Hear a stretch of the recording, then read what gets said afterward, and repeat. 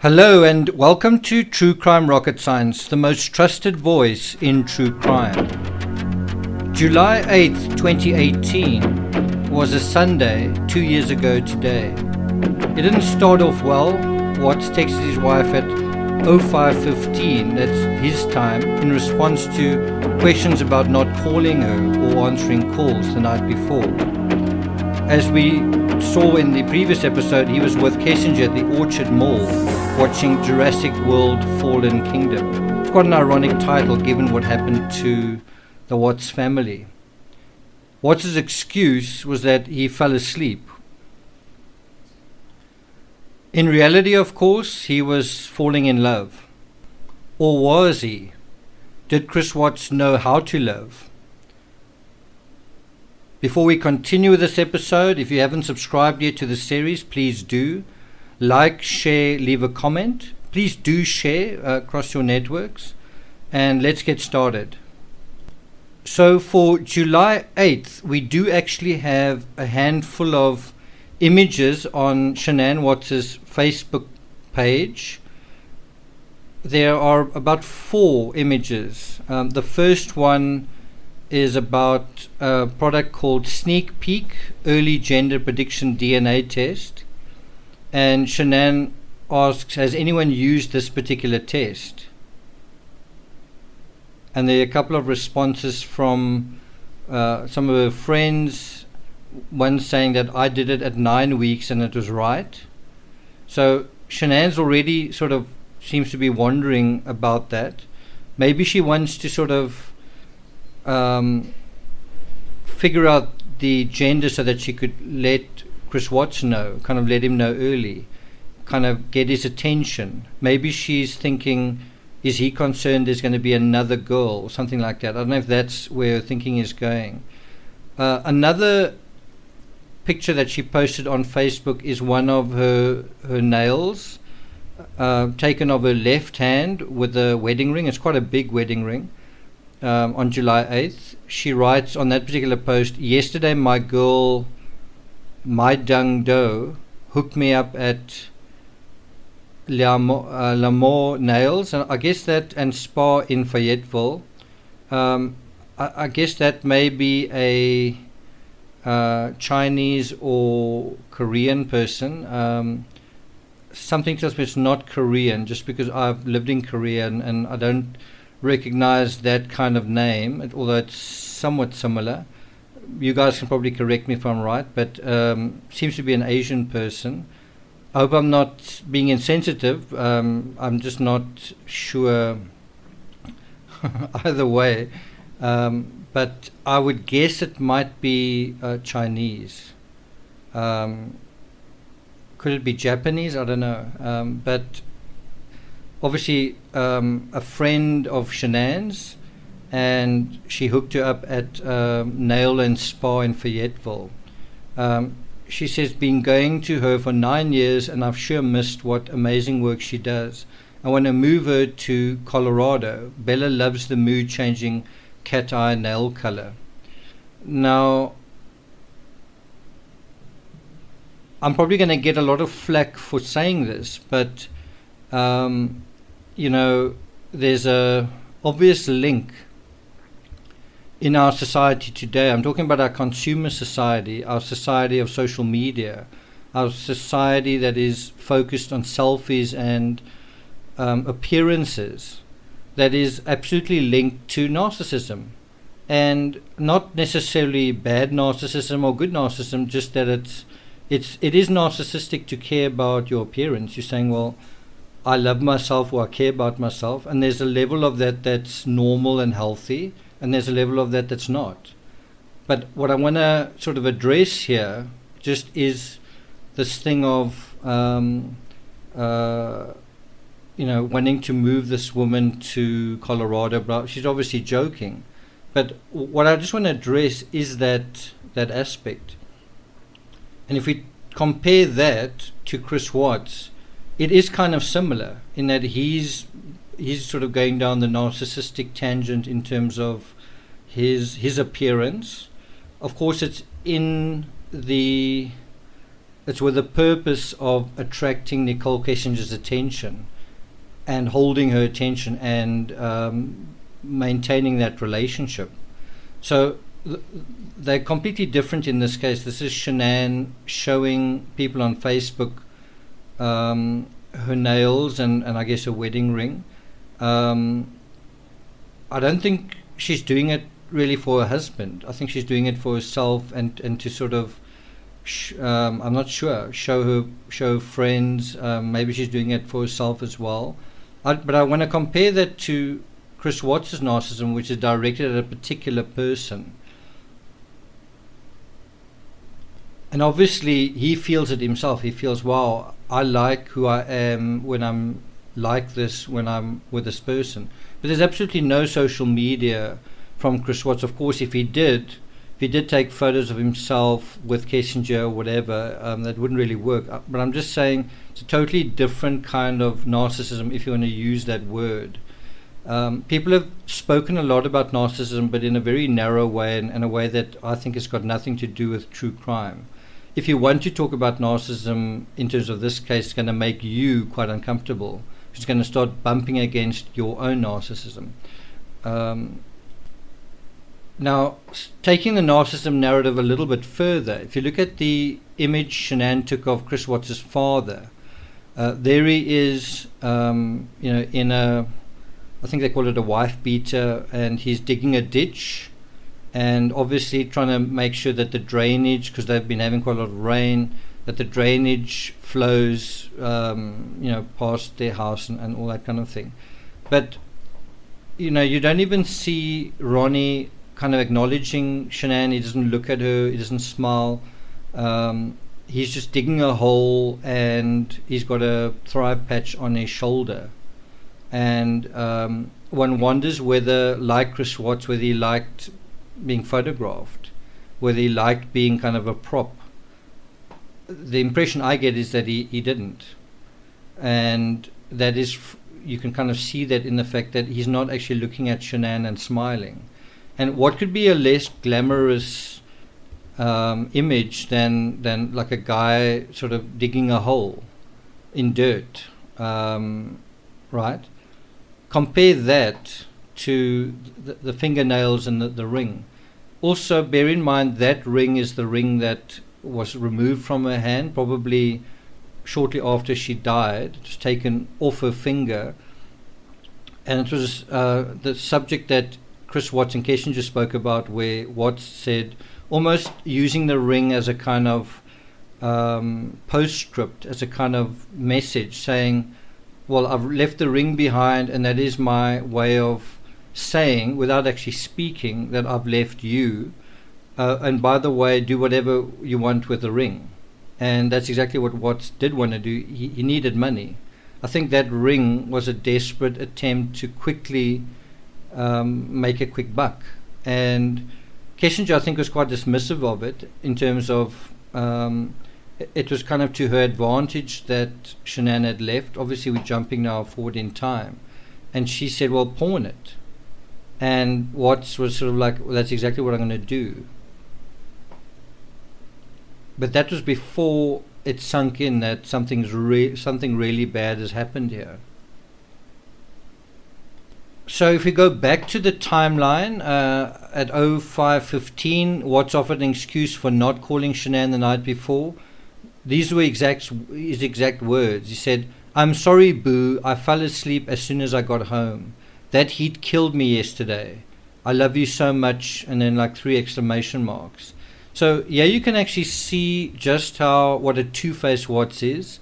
He's using terms of endearment, he is lying, and he's making excuses, all to perpetuate his affair. And he's obviously realized he needs to keep Shanann happy so that he can stay happy, that he can stay, doing what he's doing. Something that I also want to just focus on a little bit is what I think is somewhat unique to the millennials. I don't know whether it's beyond that, but this word boo was also used in the Oscar Pistorius case, Oscar Pistorius and Reva Steenkamp, and they also kind of in a similar age category as the Wattses, also used these words boo for one another, and ultimately, Reva was shot to death. So you kind of have these nice names, but it's kind of lipstick on a pig kind of thing. It's not genuine. It's just, it's something you can use when you feel genuinely, and it's also something you can use when you feel nothing, right?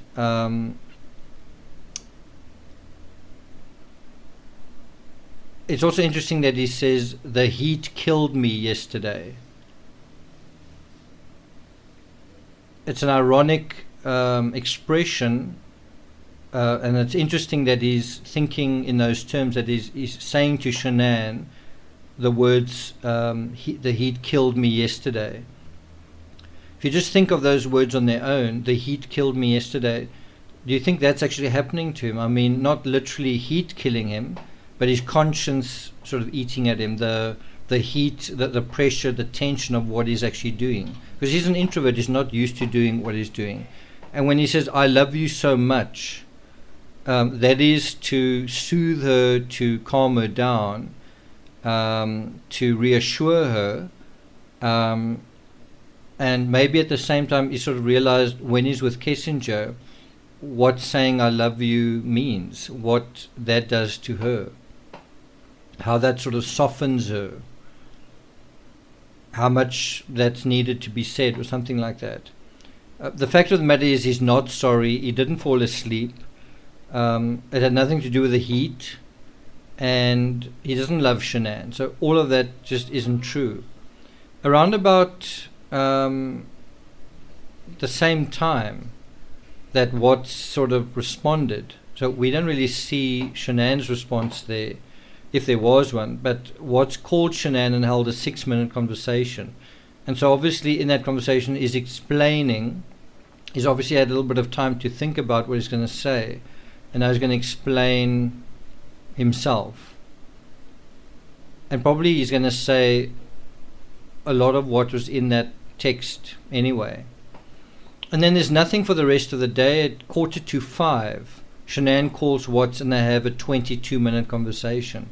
So Shanann probably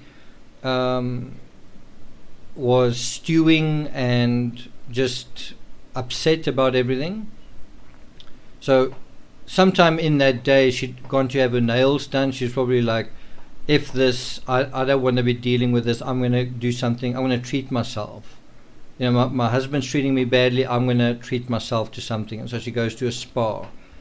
Then at 4:45 she calls Watts and they speak for about 22 minutes. Now I'm assuming that call actually happened from Spring Lake, or basically from Watts's parents' home. It feels like that she spent the night there, or she spent the day there, but she was certainly there the next day as well. So it seems like she was there as early as July 8th, and this is the day before Nutgate. So Shanann is being kind of pushed around, manipulated, lied to, not treated very well by her philandering husband, and she's probably feeling kind of wounded and sensitive and paranoid and pregnant and all those things. And it's with that sort of on her shoulders, with that sort of weighing on her, that the events of Nutgate sort of wait for her the very next day. I've always felt that Shanann's argument with Cindy wasn't really about the nuts. It was about something else. The nuts was a trigger for it, but it was actually about something else. Now I know that sounds crazy, but when you go through that day, and we will obviously do that tomorrow, when you go through that day, she puts a lot of content on Facebook, not on her personal account, but nevertheless on Facebook. So in other words, you're not going to find it on the timeline of her Facebook, but it is on another Facebook page, where she says the thing that pushed her over the edge, I guess, was when Cindy said, Celeste or Cece's going to have to learn, kind of learn her lesson or learn to go without. And that's what his mother is telling Shanann, and Shanann sort of bristles at being told something like that by kind of a authority figure. By, I think even if her own mother said something like that to her, she wouldn't really appreciate it. It was basically just saying, you need to put nuts that are even dangerous to her in front of her, so she needs to learn that she can't have whatever she wants. And if you think of that, and I know this is going to also raise eyebrows, and people will say, how dare you say such a thing? But if you think about somebody saying to you, you can't have whatever you want, or your child can't have whatever you want, and this idea of narcissism basically says, if you're an extreme narcissist, well, you can have whatever you want. And isn't that the message of Thrive? To say, if you on Thrive, you can have whatever you want. You can have a luxury car, you can have a big house, happy family, you can be as thin and as healthy and as beautiful and as wonderful as you want to be. You can have whatever you want. You can have the lifestyle of your dreams. You can have a luxury car. You can thrive. Now, something obvious that I've learned, but it's sort of not that, it wasn't that obvious to me, was when I took on a puppy, and I've been looking after this puppy. It seems right and it seems good to give the puppy everything that it wants. So if he's hungry, feed him. If he's thirsty, feed him. Make sure he always has food. If he wants to go for a walk, take him for a walk. If he wants to play with him. And that's fine for one day and for another day, and one should, I think, indulge in a very small animal or person to some extent. I think you should bond with them and all that kind of thing. But there's also the real world, and I've got to work, and as much as the puppy wants to do certain things, unfortunately in the real world nobody can do whatever they want all the time, including the cutest puppy in the world or the cutest child in the world. And so time comes when you've got to say no, and it's painful for me to do that, but you realize at some point, often too late, you realize, wow, I have to actually say no. And if you think that that's strange or cruel, when you see the puppy with other dogs, I'm talking about nice, gentle, sweet, kind, good-natured dogs, so dogs with that kind of personality. I've got friends who've got a female schnauzer and they've got another dog, and these dogs are really wonderful animals, warm-hearted, sweet animals. And they only tolerate this puppy to a point, and then they snap at him, because he's always in their face, he's always sort of licking their private parts, jumping up on them, but like constantly in their face, eating their food, in their domain kind of thing, and eventually they snap. And that is absolutely normal. It's to say, you are crossing a line here. Don't do that. Stop. This is the boundary. You can't do that, right? And so something like that happened with Nutgate, where Shanann was saying to her mother, this is the boundary, you don't do this to my daughter. But also conversely, Cindy was saying to Shanann, this is the boundary as well, because there were other children there as well. Now, I'm not taking a position here. I'm not saying who was right or wrong, just that boundaries do exist. And when you cross them, something happens. And it's also the boundary in terms of narcissism, where you say, I want things this way, I want my fairy tale, but then you bump up against reality, which says, no, you can't have that. As much as you want it, you can't have it. And, you even have the same situation with the puppy. A puppy can't eat whatever it wants, and a schnauzer tends to be very much on the ground, sniffing and eating. And I was horrified that this little dog eats excrement of cats, other dogs. The other day it swallowed a coin. It's not supposed to eat chicken bones, but it doesn't know that. And sometimes I've sort of lunged for it as it's got something in its mouth, and then because he doesn't want me to take it from him, he swallows it. And so that's what he did. He swallowed a coin. He also swallowed a piece of a chicken bone. And that is what happens when you let a small little animal do whatever it wants to do. So you've got to take charge, but sometimes taking charge can make things even worse. And that's the difficult ground one's got to negotiate as a parent, as a caregiver, as a guardian to sort of a weaker animal.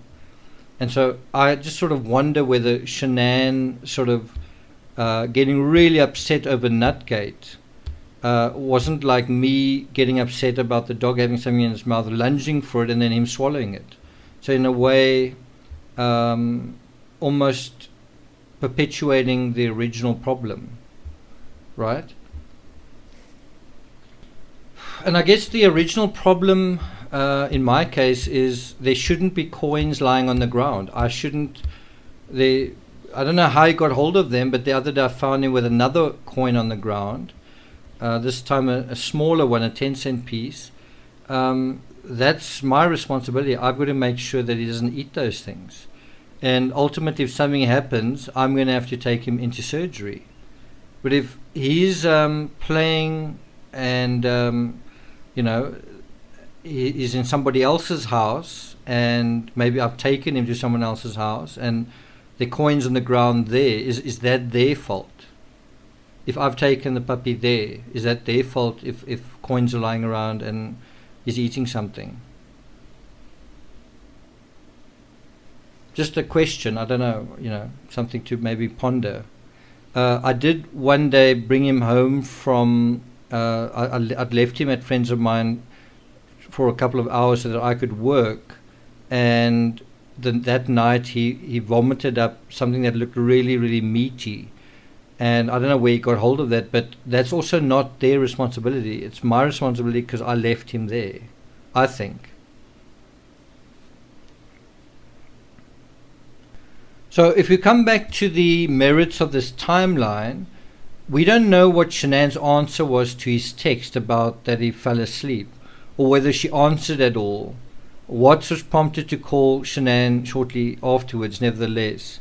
Now, what is interesting is in both his confessions, Watts claims he was asleep when Shanann arrived home from the airport, and in his second confession that they had sex and then that they slept afterwards, a period that couldn't have been longer than 3 hours. It's difficult to believe Shanann would want to get the airport off her, as Watts claimed in the first confession, but be okay to have sex and not want to wash up or remove her makeup afterwards. It also seems from what we know that Shanann kind of slept in the clothing she arrived home in, which also doesn't sound or seem like Shanann. And it's because of Shanann's particular nature, her, you can call it OCD, but she was someone who did things a certain way that alerted Nicole Atkinson that something was wrong. Because Shanann was so regimented in the way that she did things, the time that she got up, how she just operated was kind of different to the average person. She was far more inclined to do things a certain way compared to other people. And because she broke with that, it was obvious that something had happened to her. It was obvious from the fact that the beds weren't made, that the main bedroom was in a state it was in, that Shanann hadn't responded to her friends. She would tend to respond immediately and be sort of on Facebook constantly, and she just disappeared off Facebook. That's something that I think Chris Watts just forgot about, because for 5 or 6 weeks he was not thinking about Shanann, and he wasn't thinking about what Shanann habitually did. And if he'd spent a fair amount of time with her, paying attention to her instead of ignoring her, he may have realized, wow, how am I going to explain this activity from her? And maybe his idea was to use her phone after death and sort of extend her life artificially, the way we've seen happen in the Frazee case, and it looks like may have happened in the Morphew case.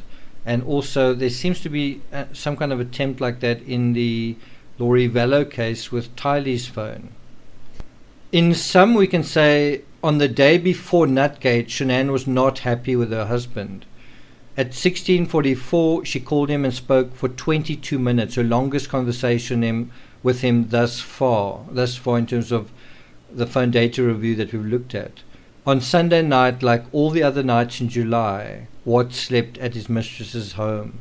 And is that when he possibly took this photo? There's a final observation I want to make, just to think about, and that is, if you look at this image of Shanann, I believe this was her profile picture when she died. It was the profile picture on Facebook for quite a long time, about a year, I think, after her death. I think it was this picture. And it was posted on the 2nd of July, basically a month and 11 days before her murder. But that picture has since been changed. Has been changed to this image. And I don't think that's the original image. I don't think there is an image of Shanann from Shanann's own social media where she's holding up a 2000K board. That image seems to have been taken, in other words, Shanann has been taken from her own pictures, and then that image of the 2000K has been doctored onto that board. And I wonder if one of you can find that original image, what was actually on it. And the reason I say that is because after Shanann died, her social media remained active or remained public. And then at some point, Shanann's downline or whatever, her group, achieved 2000K. It was kind of like on her behalf. And this seems to be kind of in celebration of that. It's interesting that Shanann's identity after death is still inextricably punting Thrive. I find that quite interesting. There's more to say about that, but I'm not going to deal with that right now. What I can tell you is I'm continuing to upload chapters in the Two-Face, Two Pollyannas audiobook on Patreon. I've just uploaded a really interesting chapter on the area around Survey 319, that the history that most people aren't familiar with. Even my patron said, "Wow, I've never heard this. It feels like something you would read in Westword or something like that." And as I said previously, I will be doing an early access on Madeleine McCann on the $10 tier starting probably early next week. So if you're interested in that case and the TCRS analysis, check that out. Join Patreon at patreon.com/TCRS. You can join for as little as $1 a month. There are videos, analysis posts, multiple posts on a daily basis. Thank you for listening. Please like, share, and leave a comment. And I'll see you guys next time.